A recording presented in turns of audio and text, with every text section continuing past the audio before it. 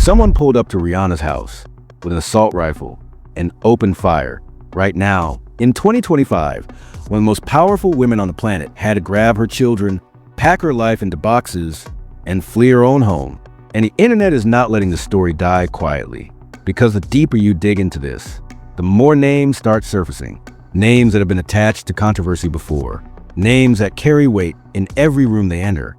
And one name in particular that keeps coming up no matter how many times people try to bury it. We are talking about Rihanna. We are talking about the shooting. We are talking about the woman they arrested. And we are talking about the theory that is spreading to the streets of New York right now like wildfire. Before we go any further, be sure to leave a like and subscribe, because the people connected to this story are going to want this video buried. And we cannot let that happen. This is bigger than a celebrity news story. This is about power, protection, and who really controls what in this industry. Let's get into it. Let's set the scene, because you need to understand exactly what happened before we get into what people are saying happened. It was a Sunday afternoon, an ordinary day, the kind of day where families are home, where kids are playing, where the world outside feels far away. Rihanna was home. A$AP Rocky was home. Their children were home. And according to reports, there were 10 people total inside that residence when everything went down. 10 people. 10 human beings go about their Sunday completely unaware that someone was already en route. White Tesla, assault rifle, a glove compartment stuffed with ammunition. The kind of preparation that does not happen by accident. The kind of preparation that tells you this was not an impulsive moment. This was planned. The suspect was a woman named Ivana Ortiz, 35 years old. And when you start pulling the thread on who Ivana Ortiz is, the story gets complicated fast. Because this was not a random stranger. This was allegedly a woman who had moved in connected circles. Reports surfaced claiming she was once a backup dancer. Someone who had allegedly been in proximity to that world. Someone who on the surface had no obvious reason to target Rihanna. But the internet started asking questions. And those questions led somewhere that made people uncomfortable.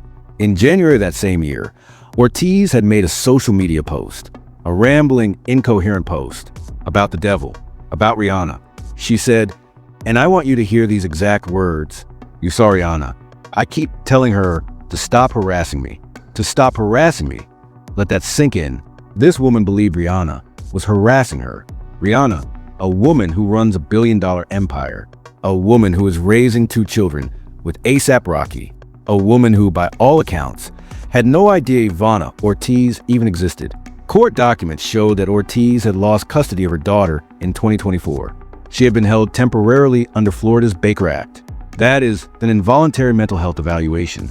And somewhere between losing her child, posting about the devil, and driving that white Tesla across the country, something had completely collapsed inside this woman. Now here is what makes the situation even more disturbing. The bullets did not just fly past the property. They pierced the gate. They hit the RV parked in the driveway. And when you factor in what the law says about shooting into an occupied dwelling, you are not looking at a misdemeanor. You are not looking at a simple disturbing the peace charge. When you fire a weapon into a home where people are present, that is attempted murder, regardless of your mental state, regardless of whether you hit anyone, regardless of what you claim your motive was. The law does not care, and neither does the internet. Because here is where things get interesting.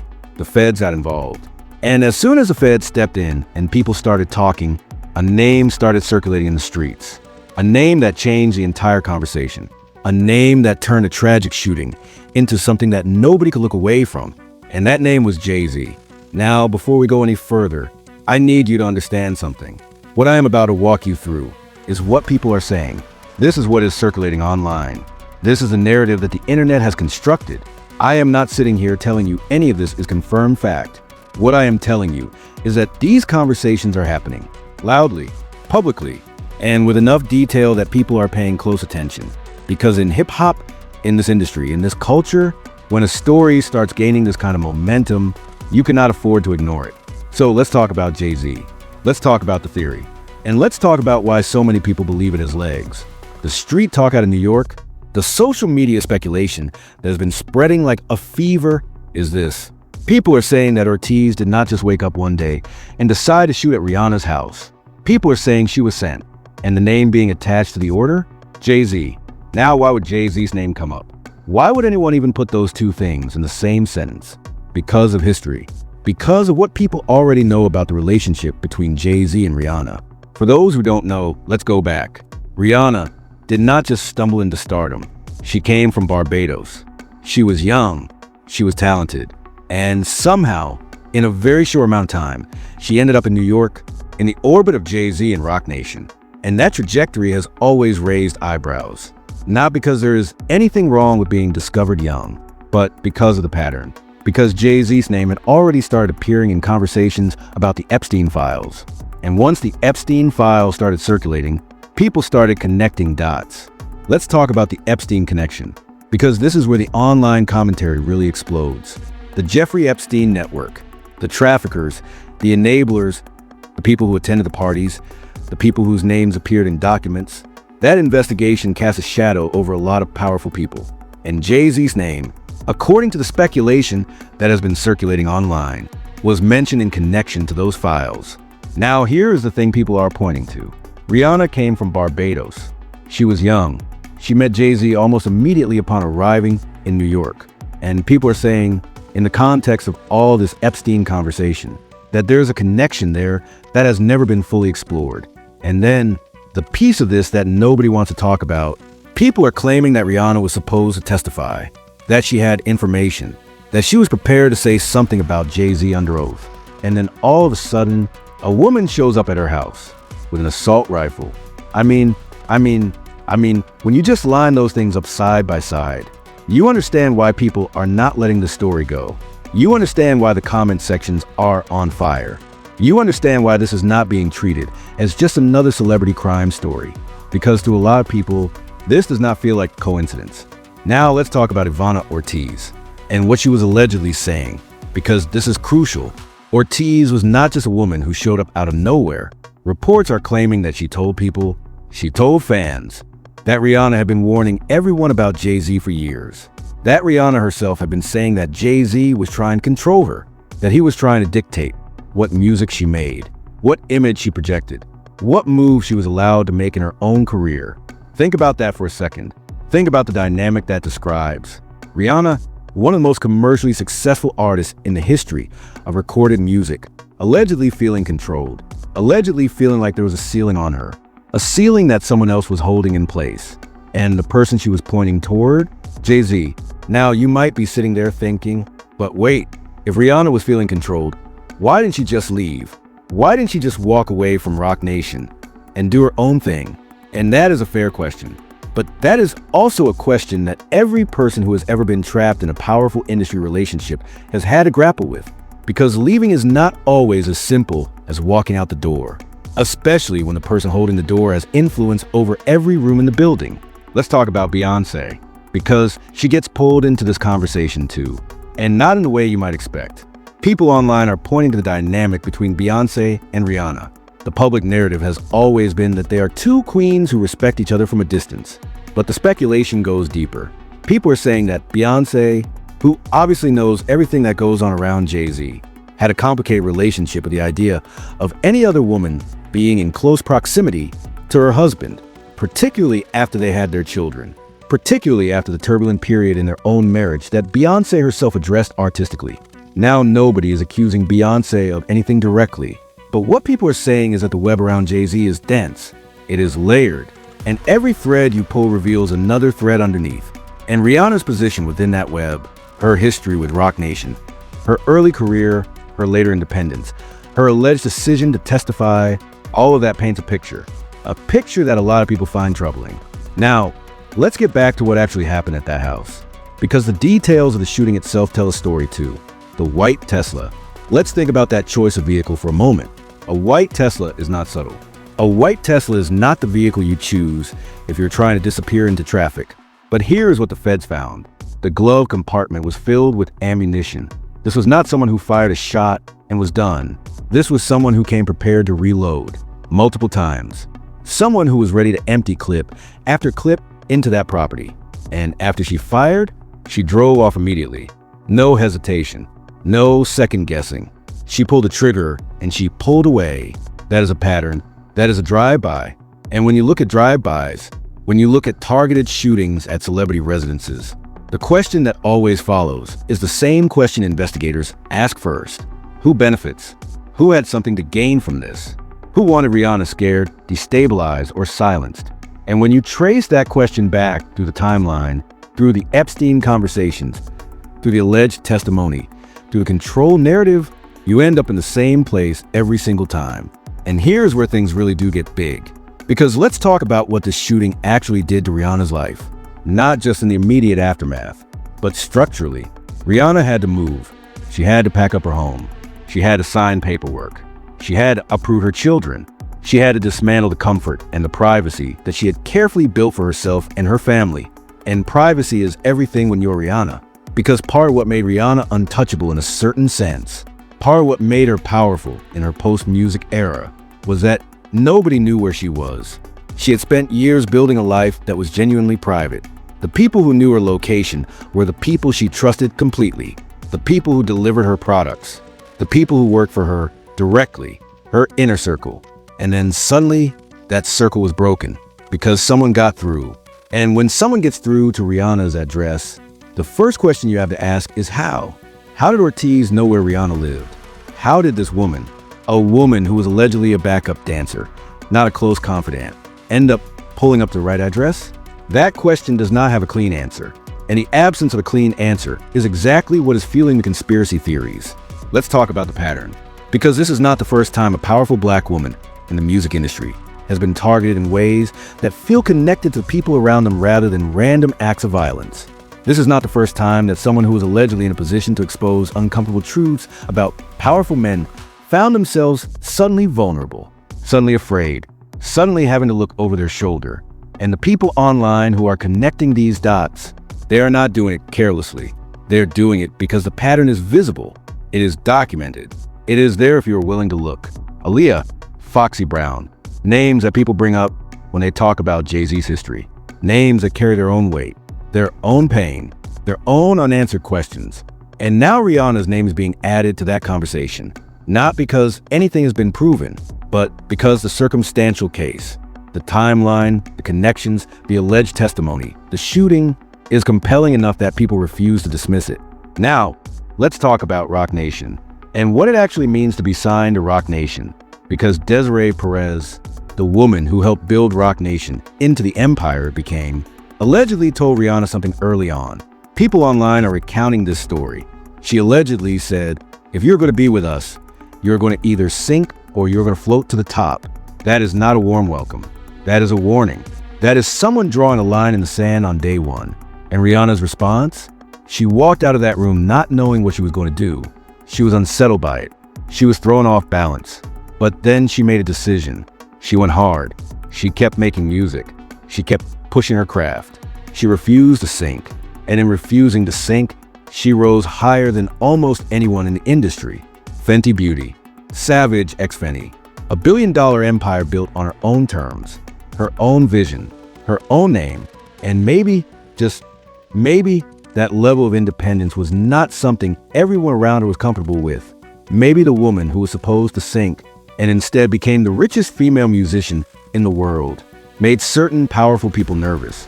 Let's talk about the mental health dimension, because we cannot tell this story honestly without acknowledging it. Ivana Ortiz had been held under the Baker Act. She had lost custody of her child. She was posting deranged content online. She was clearly suffering, and that suffering is real. That suffering matters. Because a woman in genuine mental distress making a social media post about the devil and Rihanna is a woman who needs help, not someone who should have had access to an assault rifle, not someone who should have been roaming free with a glove compartment full of ammunition. But here is the uncomfortable question that the conspiracy theorists are raising. Is it possible for someone to be both genuinely mentally ill and also a tool? Is it possible that someone in a vulnerable, destabilized state could be manipulated, could be pointed in a direction, could be convinced that their delusion is real and nudged toward acting on it? I am not saying that is what happened, but people are saying it. And when you look at the history of how powerful institutions have historically used unstable individuals, it is not a question that is entirely without precedent. And now where things get even more interesting is when you look at the response from the people closest to Rihanna. A$AP Rocky, a man who, by all accounts, is deeply protective of his family, a man who has been through his own public storms, A man who knows what it feels like to have the system and the streets both watching you. His response to the situation, his focus on making sure Rihanna and their children felt safe, speaks to the severity of what this family went through.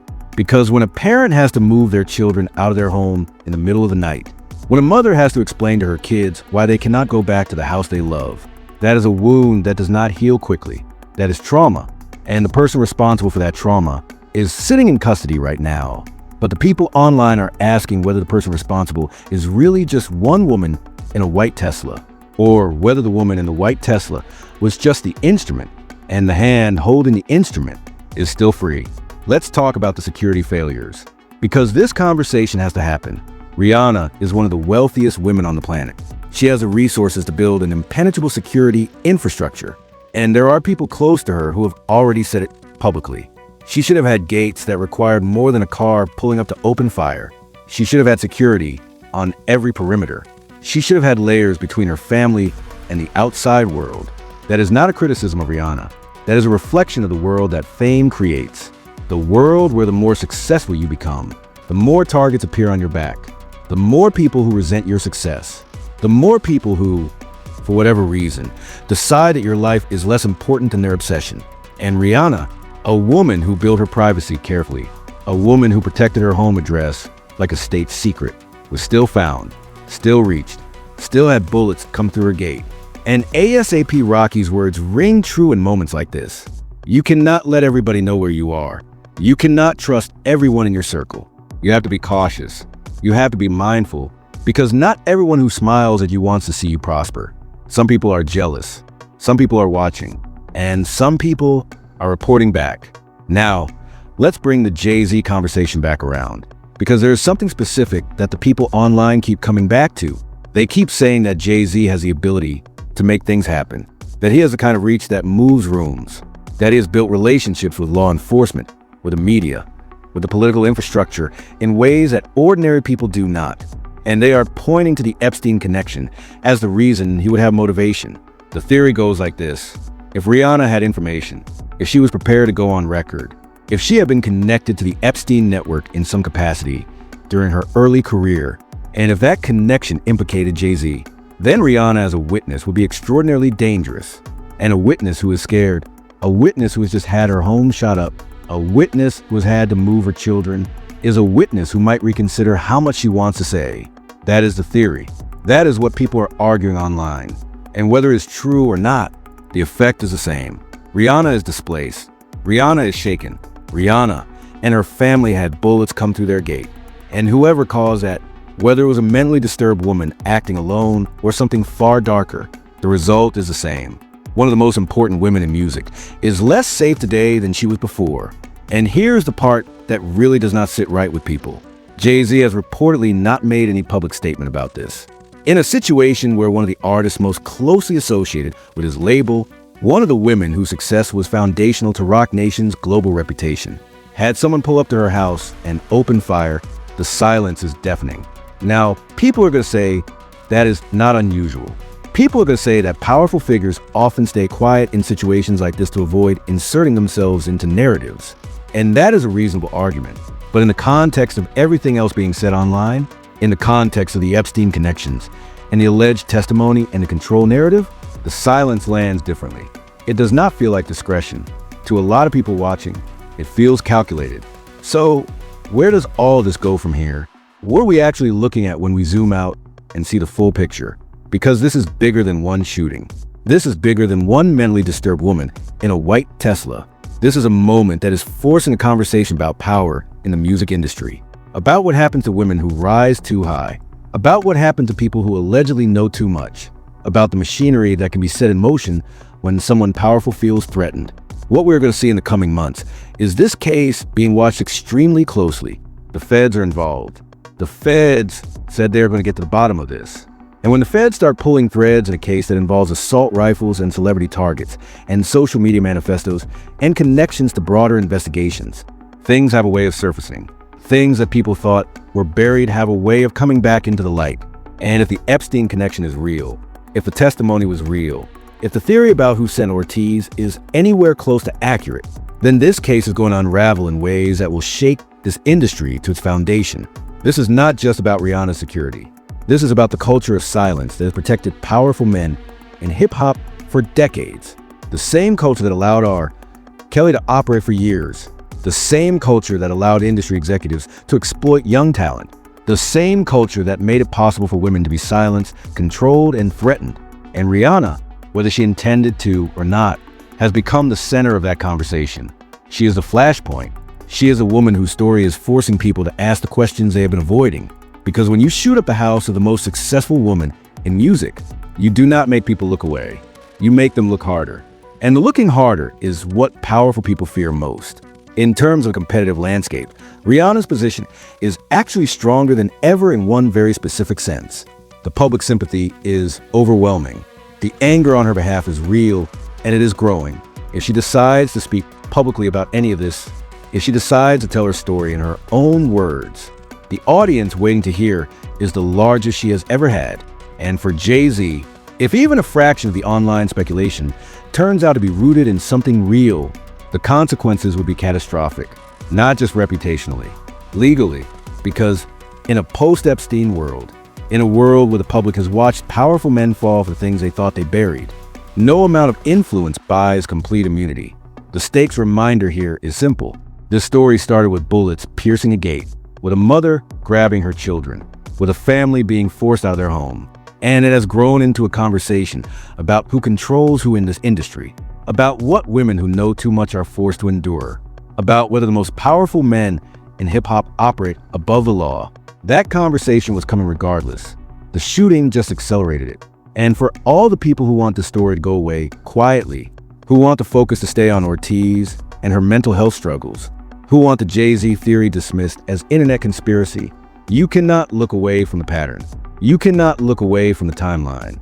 And you cannot look away from the fact that Rihanna is being protected by the feds right now, while someone who allegedly knew exactly where she lived pulled up with a rifle and tried to end everything. Hip-hop fans need to see this. We cannot sit in silence when one of our own is under this kind of threat. We cannot let the machine bury this story under the weight of celebrity gossip framing. This is not gossip. This is a woman's life. This is a family's safety. And this is an industry that needs to be held accountable. And so now, with all of that said, I need to hear from you. What do you think actually happened here? Do you believe Ivana Ortiz acted alone? Or do you think there is something deeper going on beneath the surface of this story? What do you make of the Jay-Z connection that people are circulating? And do you think the Fed's investigation is going to go far enough to actually expose the full truth? Let me know your thoughts down in the comments, because this is one of those conversations where every perspective matters. The story is not over, not even close. And as new information comes out, as the case develops, as people start talking, we are going to be here covering every single development. Drop a "Stay Safe Rihanna" in the comments right now, because she deserves that. Her children deserve that. And ASAP Rocky deserves to know that this community has his family's back. If you made it to this point in the video, be sure to leave a like and subscribe. It genuinely helps more than you know. It keeps this channel alive. It keeps these conversations happening. It keeps the stories that powerful people want buried, right here in the light, where everyone can see them. Thank you for watching. Thank you for caring about the truth. And thank you for being the kind of person who does not just scroll past when something this serious happens to someone this important. But in the meantime, if you want to see how the music industry has systematically silenced some of the most powerful voices in hip-hop history, and the names behind every single one of those silencings, well, you are not going to want to miss this one. So check out the suggested video.